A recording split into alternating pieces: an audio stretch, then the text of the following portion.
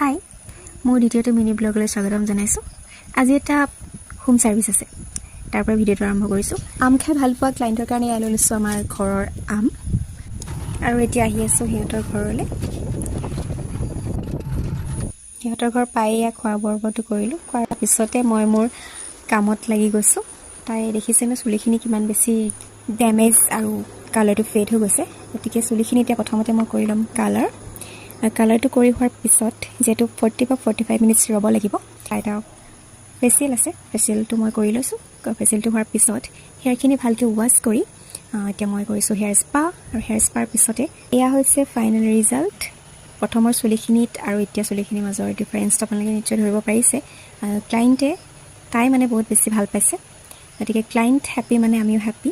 গতিকে এবাৰতে 100% দিব নোৱাৰি, কিন্তু হ'লেও প্ৰথমৰ চুলিখিনিতকৈ এতিয়া চুলিখিনি বহুত বেছি ভাল হৈছে। আৰু আপোনালোকে ভিডিঅ'টো কেনেকুৱা পালে এয়া জনাব। আৰু মই মোৰ ভিডিঅ'টো আজি ইমানতে সামৰণি মাৰিছোঁ। বাই।